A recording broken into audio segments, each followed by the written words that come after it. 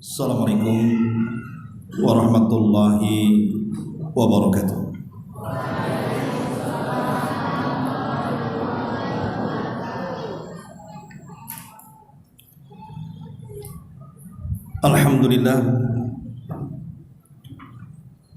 Alhamdulillahilladzi bi ni'matihi tatimmus shalihat.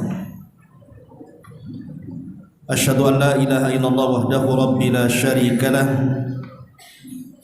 wa asyhadu anna Muhammadan abduhu wa rasuluhu alladzi la nabiyya ba'dah, amma ba'd. Para santri ikhwan dan akhwat, wabil khusus santri baru yang baru datang ke pesantren Jabaluhud Al-Islami Tiban Kampung, Tiban Batam, Kepri Indonesia. Marhaban wa ahlan wa sahlan li thalabatil ilm. Selamat datang para penuntut ilmu yang sudah hadir di pondok pesantren Jabaluhud ini. Ma'asyiral muslimin wal muslimat, santri ikhwan dan akhwat, dan juga para asatid dan asatidah yang dimuliakan Allah Subhanahu wa taala. Alhamdulillah, di pagi menjelang siang ini tentu sebuah kebahagiaan bagi ustadz di sini bisa bertatap muka dengan santri-santri baru. Kalau santri lama sudah bosan nampaknya. Jadi di tempat inilah insyaallah para guru-guru kita, para ustadz-ustadz kita, asatid dan asatidah insyaallah dengan keikhlasannya kepada Allah akan membimbing antum semuanya. Ada sedikit nasihat yang ingin saya sampaikan. Nasihat ini sudah saya sampaikan di ikhwan kemarin, tapi tidak mengapa kita ulang. Ma'asyiral muslimin wal muslimat rahimani wa rahimakumullah. Satu hari ada seorang sahabat namanya Mughirah ibn Syu'bah radhiyallahu anhu. Dia mengirim surat kepada Muawiyah ibn Abi Sufyan, di mana isi surat Mughirah bin Syu'bah kepada Muawiyah itu minta supaya Muawiyah ibn Abi Sufyan yang ketika itu menjadi khalifah kaum muslimin setelah Ali radhiyallahu anhu agar menyampaikan wasiat yang pernah didengar dia dari Nabi sallallahu alaihi wasallam. Maka kemudian Muawiyah bin Abi Sufyan menulis wasiat yang pernah didengar dia dari Nabi sallallahu alaihi wasallam kepada Mughirah ibn Syu'bah. Di antara isi wasiatnya adalah anna Nabiy sallallahu alaihi wasallam yanha an kathratis su'ali wa idha'atal mali, dan juga wakila waqal. Jadi isi surat yang disampaikan Muawiyah kepada Mughirah ibn Syu'bah itu adalah 3 perkara, di mana Nabi SAW melarang. Pertama, tidak boleh menyia-nyiakan harta. Pertama, tidak boleh banyak bertanya. Yang kedua, tidak boleh menyia-nyiakan harta. Dan yang ketiga,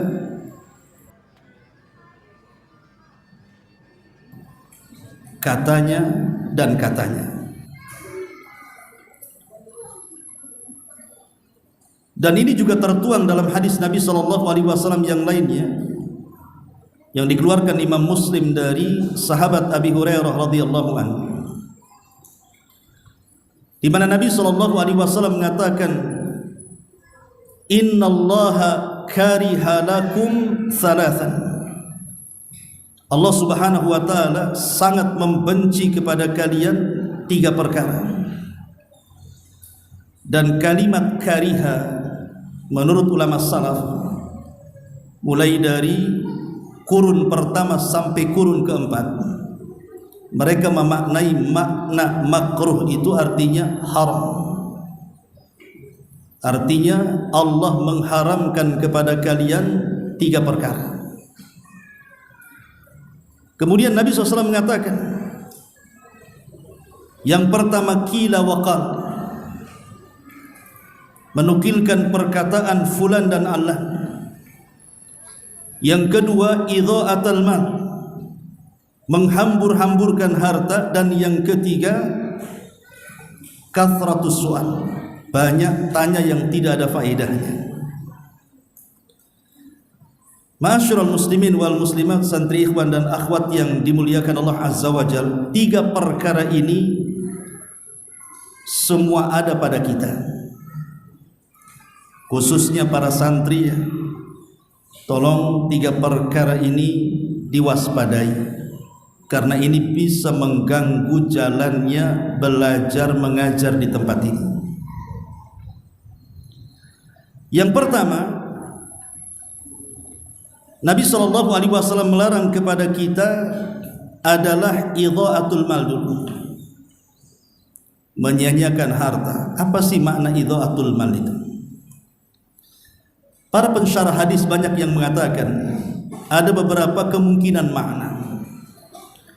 Yang pertama, adamu siyanatil mali, tidak pandai menjaga harta. Dan ini banyak di santri.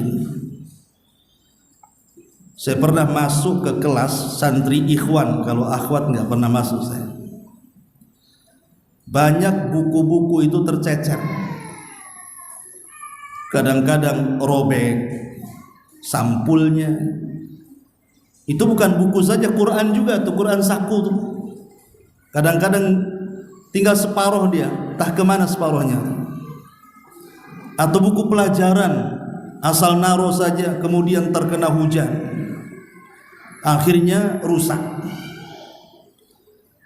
Ikhwan dan akhwat yang dimuliakan Allah Azza wa Jalla, itu walaupun hanya sekedar buku ataupun pena, itu bukan milik kita, itu milik Allah.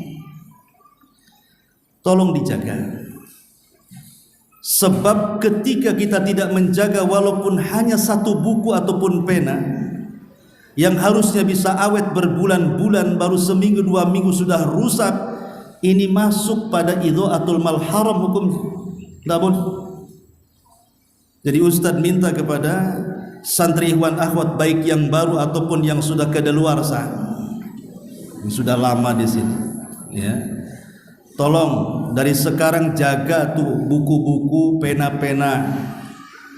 Jangan lagi Ustaz lihat ada buku tercecer di mana-mana, bahkan ada yang kehujanan sampai lepet itu, sampai mau dibuka itu susah, sudah lengket kayak ada lemnya. Ini tidak pandai menjaga harta, ini masuk pada idha'atul mal. Tidak boleh, haram hukumnya. Semua akan ditanya di hadapan Allah Subhanahu wa taala itu. Maka tolong jaga, kalau bisa dikasih sampul cantik-cantik kan itu. Kemudian disimpan rapi-rapi, ingat barangnya sendiri. Ini penting, jangan kemudian asal letak pergi, ketika nyari barangnya sendiri tidak tahu pula di mana dia. Maka ini makna yang pertama, idha'atul mal. Makna yang kedua, kata para ulama, idha'atul mal itu maknanya al-israf wa tabdzir. Apa israf dan apa tabdzir itu? Kalau israf ini artinya dia membelanjakan harta kepada yang halal tetapi berlebihan. Tetapi kalau tabdzir, dia membelanjakan harta walaupun tidak banyak, tetapi ditujukan kepada sesuatu yang diharamkan Allah. Itulah bedanya israf dengan tabdzir. Saya ulang, kalau israf itu membelanjakan harta atau menghambur-hamburkan harta pada sesuatu yang boleh, yang mubah, yang halal, tidak ada masalah, cuman berlebihan. Makanya saya nasihatkan kepada santri, antum ini yang ikhwannya, karena biasanya yang ikhwan ini pamannya mau makan, maka makanlah, ambil sesuai dengan kapasitas perutnya. Jangan ambil makanan satu bakul, rupanya tak habis pula tuh makanan itu, kemudian dibuang di tong sampah. Ini kan masalah. Ini namanya israf, haram, tidak boleh. Walaupun ini perkara mubah, perkara halal, makan itu bukan perkara haram. Tapi kalau sampai berlebihan, ataupun mungkin satu bakul itu dimakan semua sampai kekenyangan, akhirnya ngantuk, malas belajar, ini juga israf. Maka kalau makan itu sekedarnya saja, yang kira-kira cukup di perut kita, ya sudah, dan ambilnya juga secukupnya. Jangan semangat ingin makan, ketika sudah makan berlebihan pula akhirnya dibuang, haram, tidak boleh. Ini israf. Ataupun tabdzir. Tabdzir ini walaupun umpamanya 1 rupiah saja atau 1000 perak lah bahasa kitanya, tapi kalau dibelanjakan kepada yang diharamkan Allah Subhanahu wa taala, itu tabdzir. Contoh umpamanya ada sebagian santri-santri lama nih yang ketahuan merokok, informasinya sampai ke ustadz juga. Mudah-mudahan Allah memberikan hidayah kepada antum, ya. Orang tua memberikan uang itu bukan untuk itu, karena sayangnya orang tua kepada antum itu sehingga diberikan uang jajan. Boleh jadi mungkin perutnya agak besar, kalau makan dari pondok kurang kenyang, bisalah kemudian beli di warung. Itu pun tidak boleh tabdzir, tidak boleh israf. Maka ini sering terjadi. Jadi Ustadz mohon tolong, karena menyanyiakan harta itu sangat diharamkan oleh Allah Subhanahu wa taala. Begitu juga ini yang akhwat. Kadang-kadang kemudian membeli sesuatu yang tidak ada faedahnya. Membeli sesuatu yang tidak ada faedahnya itu bagian daripada idha'atul mal. Kalau di pesantren ini apa yang kira-kira faedah? Itu beli. Dan beli sesuai dengan kebutuhan, tidak boleh berlebihan. Takut masuk pada perkara israf dan tabdzir tadi. Termasuk juga tadi menjaga bukunya, menjaga lemarinya, menjaga tasnya, menjaga peralatannya, termasuk peralatan pribadi atau peralatan pesantren, tolong dijaga. Karena ini bukan milik ustadz, bukan milik pesantren. Harta yang ada di pesantren itu semua milik Allah Subhanahu wa taala. Tolong jaga titipan Allah ini. Ini yang pertama, nasihat ustaz. Yang kedua, Nabi SAW mengatakan qila wa qala. Qila wa qala. Antum yang pernah belajar bahasa Arab, qila wa qal diambil dari kalimat apa? Qala yaqulu qawlan, qilan qalan, itu masdar semuanya. Artinya qila wa qal ini, sebagian para ulama mengatakan apa sih makna qila wa qal ini? Ada yang mengatakan bahwa qila wa qal ini isyarat kepada banyak bicara yang tidak ada faedahnya. Al-kalam la faidata fi, ucapan yang enggak ada faedahnya, seperti ngobrol ngalor ngidul ngetan ngulon tidak jelas. Akhirnya tidak pelajaran dibaca, tidak murojaah, tidak ngapal Quran, tidak menghafal pelajaran, sibuk ngobrol, waktu habis. Padahal Nabi mengatakan min husnil islamil mar'i tarkuhu ma la ya'ni. Kebaikan Islam seseorang itu dia bisa meninggalkan sesuatu yang tidak ada faedahnya. Maka seorang santri yang memang betul-betul digembleng untuk menjadi orang-orang yang saleh dan salehah itu tidak layak, bahkan tidak patut kemudian menghabiskan waktunya di pesantren itu hanya untuk ngobrol. Kalau ngobrol enggak usahlah datang ke Jabal Uhud, di rumah saja. Di sini bukan tempat ngobrol ngalor ngidul, tidak. Di sini tempat belajar.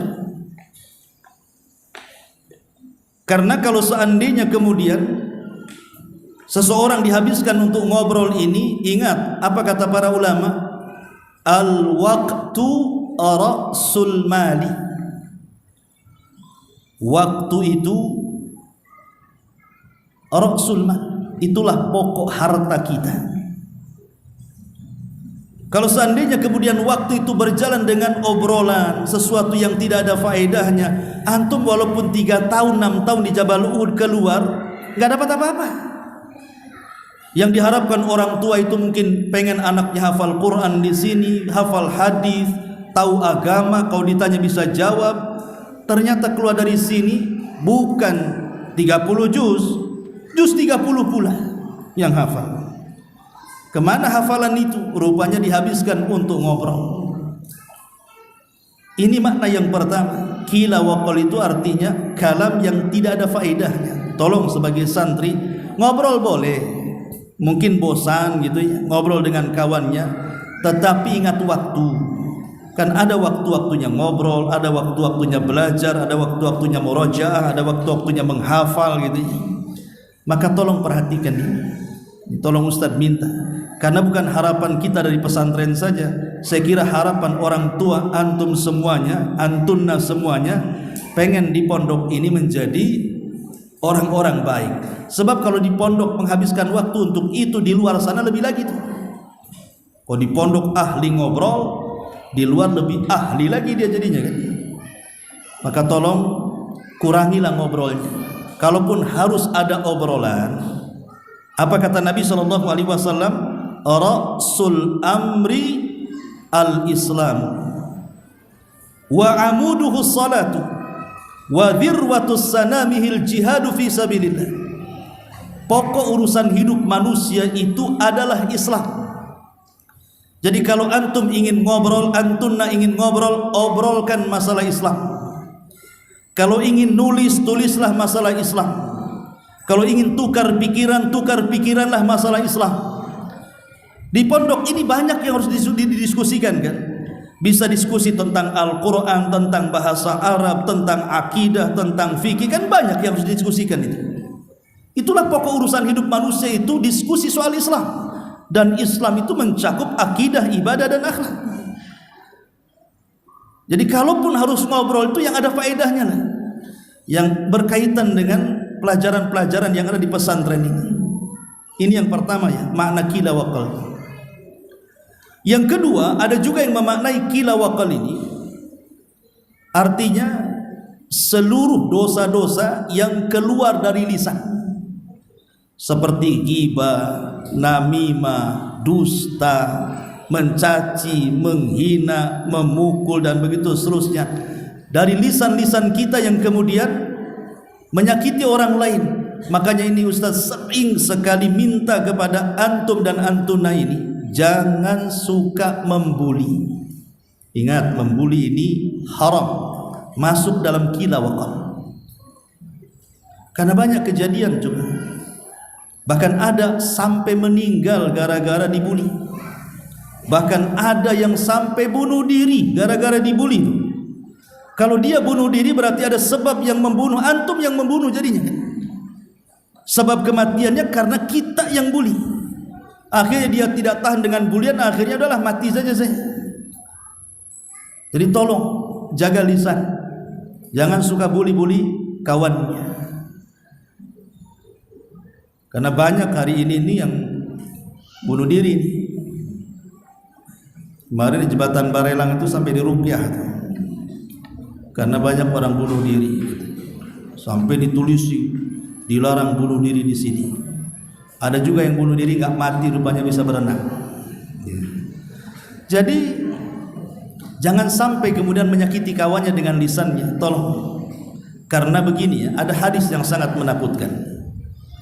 Hadis ini dicantumkan oleh Imam Bukhari bukan dalam sahihnya, tapi dicantumkan Imam Bukhari dalam kitabnya Adabil Mufrad. Hadis ini dari Abu Hurairah radhiyallahu anhu. Nabi SAW pernah ditanya, begini pertanyaannya, ya Rasulullah, inna fulanatan taqumul laila wa tasumun nahara wa tasaddaqat bifuduli amwaliha wa taf'alu wa taf'al. Rasul, adalah seorang wanita itu kalau malam rajin salat malam, kalau siang rajin puasa sunnah, dan dia rajin bersedekah dengan kelebihan hartanya dan banyak melakukan kebaikan dan kebajikan ini dan itu. Pokoknya sempurna wanita ini. Tapi satu kekurangannya, walakin tu'dhi jiranaha bilisaniha, tapi dia suka menyakiti tetangganya dengan lisannya. Lisannya setajam silet kater. Tahu silet kater? Tajam sekali. Apa kata Nabi SAW? Apakah manfaat solat malamnya? Apakah manfaat puasa sunnahnya? Apakah manfaat sedekahnya? Manfaat kebaikan dan kebajikannya? Rupanya tidak, kata Rasul. La khaira fiha hiya min ahlin nar. Lihat kata Rasul, wanita itu tidak punya kebaikan secuil pun, kata Rasul. Bahkan wanita itu layak masuk neraka. Lihat, dosa lisan ini bahaya, karena dosa lisan ini bisa menghapus seluruh pahala ibadah sunnah. Siapa di antara kita yang rajin sholat malam? Siapa di antara kita yang rajin puasa sunnah? Siapa pula di antara kita yang rajin bersedekah dan melakukan banyak kebaikan seperti wanita ini? Tapi wanita ini karena jahat lisannya dengan tetangganya, akhirnya kebaikannya dihilangkan, dimasukkan pula ke neraka. Saya minta akhwat, karena di sini kan contohnya seorang wanita. Karena biasanya yang pedas lisannya itu biasanya kalangan akhwat. Kalau ikhwan itu jarang ngomong, main pukul dia. Ya.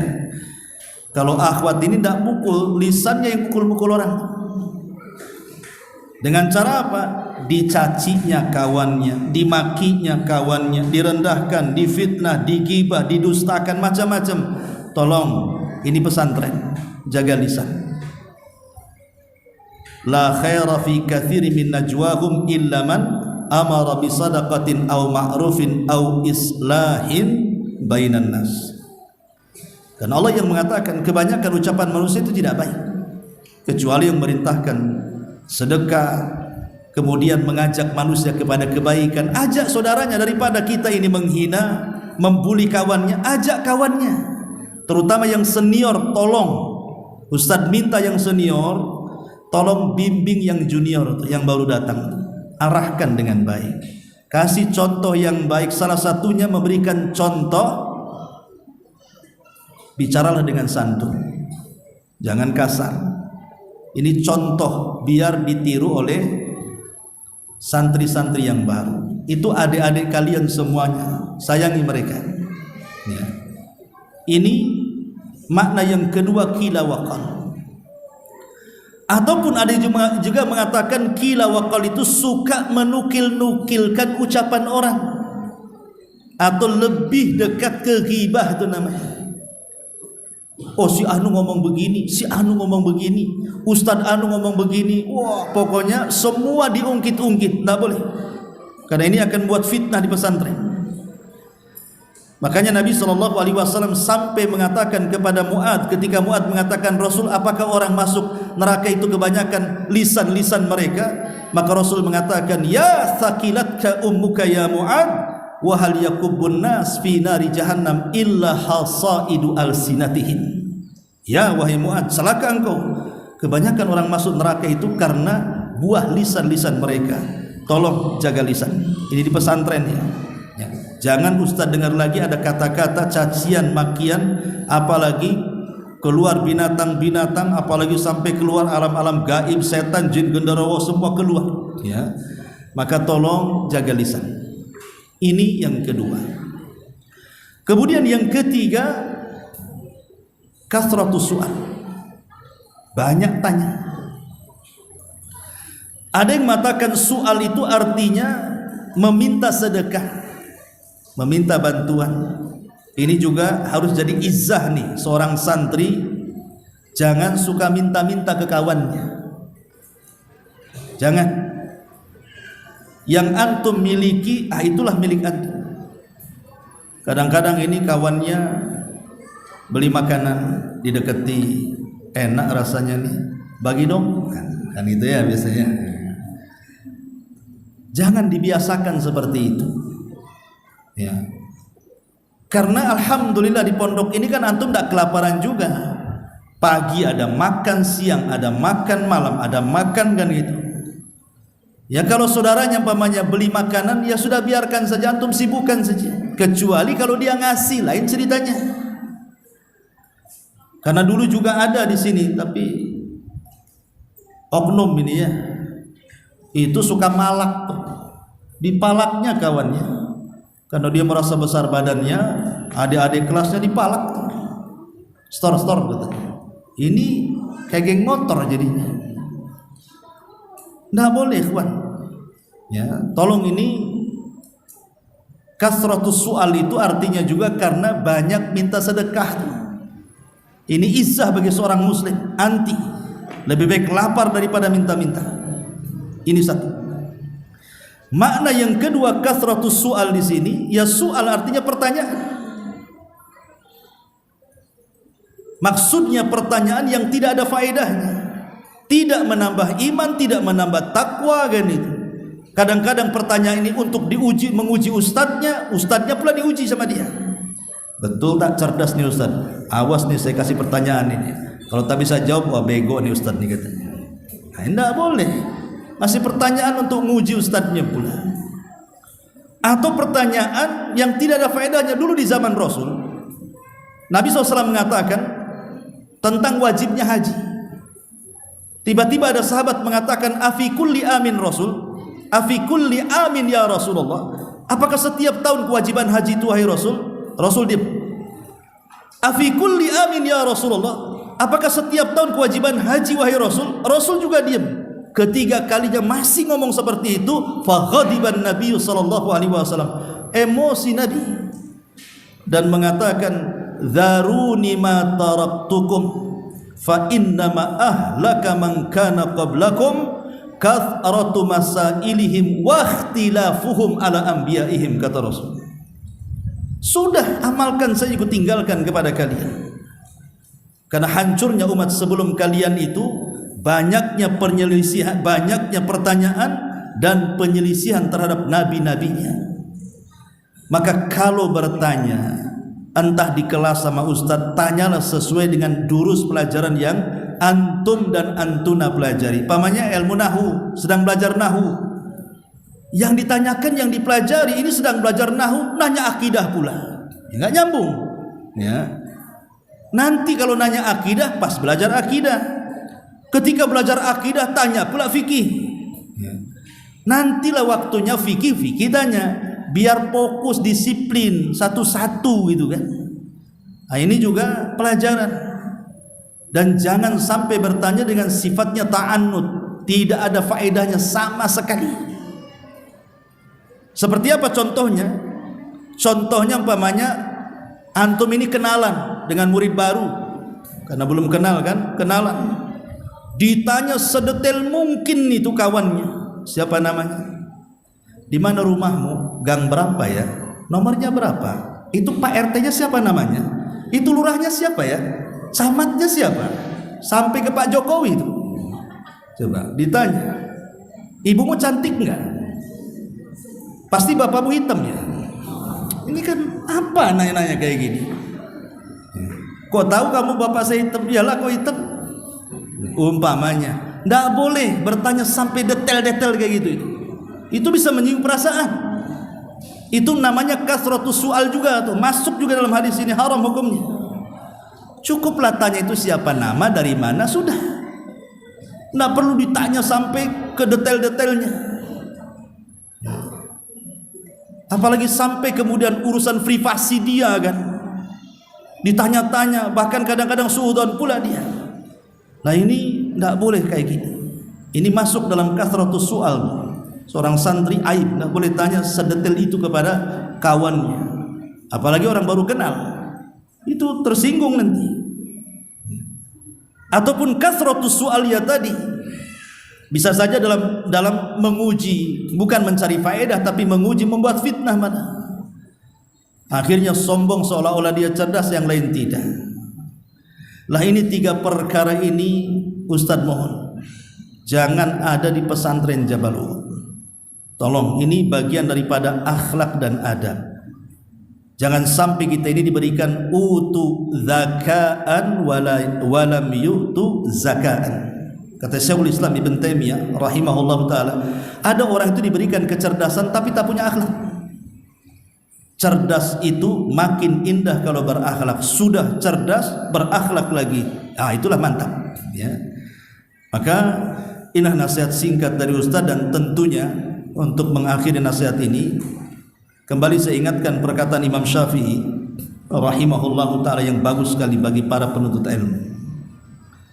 Apa kata Imam Syafi'i rahimahullahu ta'ala? Ya akhi, lan tanalal ilma illa bisittatin sa'umbika tafsilaha bibayanin dzakain wa hirsin wajtihadin wa bulghatin wa suhbati ustadin wa tuli zamanin. Wahai saudaraku, kata Imam Syafi'i, kalian tidak akan dapat ilmu kecuali dengan 6 perkara. Aku akan beritahu secara rinci keterangannya. Pertama, zakat, siapkan kecerdasan. Manusia itu tidak ada yang bodoh kecuali tidak mau belajar. Kalau manusia itu belajar, pasti dia cerdas. Karena siapapun yang menghendaki kecerdasan, Allah akan cerdaskan dia. Man yuridillahu khairan yufaqihu fiddin. Kalau dia menghendaki cerdas dalam agama, Allah cerdaskan otaknya. Maka minta kepada Allah kecerdasan. Yang kedua, wahirsin, semangat, jangan malas. Kalau di pondok antum malas, pulang lebih malas lagi. Ini bukan tempat bermalas-malasan di pesantren. Antum tidak lama di sini, antum juga nggak lama. Kalau umpamanya SMP kelas 3 pindah 3 tahun di sini. Kalau sampai SMA 6 tahun di sini. Habis itu juga tak juga kita lihat antum dan antun entah kemana-mana nantinya. Tolong waktu yang singkat ini semangatlah dalam belajar, karena semangat itu kunci kesuksesan dalam belajar. Kemudian yang ketiga, ijtihad, sungguh-sungguh dalam belajar. Manjadda wajad istilahnya. Siapa yang sungguh-sungguh dapat dia.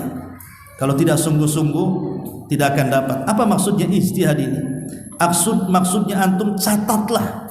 Kalau ada ustadz ngasih ceramah, ustadz kita ngasih nasihat, ada faedah catat, ada faedah catat gitu. Boleh jadi faedah-faedah yang dicatat pada setiap ustadz, antum harus punya buku khusus tuh, fawaid minal ustad, faedah dari ustad. Pokoknya yang baru yang didengar, catat. Nanti suatu ketika kita berhajat dengan faedah-faedah itu. Itu sungguh-sungguh namanya dalam belajar itu.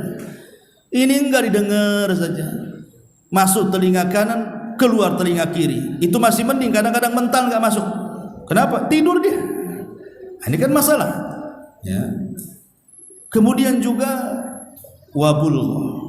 bulgha itu untuk biaya. Alhamdulillah orang tua antum ini sebagian besarnya sudah menitipkan, mereka bayar loh ke sini. Jangan sampai mengecewakan orang tua. Antum tahulah pekerjaan orang tua antum apa kan, atau antunna apa. Peras keringat mereka cari kerja untuk mendanai pendidikan antum dan antuna di sini. Masa disia-siakan kemudian dana yang sudah diberikan kepada kita untuk mengurus antum dan antuna di sini. Kemudian wasuhbati ustaz. Ingat, kalau bisa jangan jauh-jauh dari ustaz. Kan masing-masing sakan itu kan ada musrifnya, ada musrifahnya. Tanya soal agama kalau tidak tahu. Makanya kalau pamannya lagi murojaah tidak tahu, kan bisa bertanya kan. Ustadz-ustadzah kan ada di sekitar kalian semuanya itu. Tanya, jangan diam saja. Terus kalau bisa jangan mengandalkan di kelas saja. Kalau bisa di luar kelas pun kejar mereka. Tanya supaya cepat cerdas, supaya enggak lama-lama, karena ilmu itu sama dengan harta, dua-duanya rizki dari Allah. Ada yang sebentar belajar cerdas dia, ada yang lama belajar tak cerdas-cerdas pula dia. Kenapa? Karena yang satu betul-betul memanfaatkan waktu, yang satu pula menghambur-hamburkan waktu. Kemudian yang terakhir tulis zaman, tentunya lamanya waktu. Karena ada biasanya santri baru nggak kerasan, baru sebulan di sini nangis, pengen pulang, inget handphonenya. Ini kan masalah ya. Sebulan tuh tidak cerdas, harus lama belajar itu.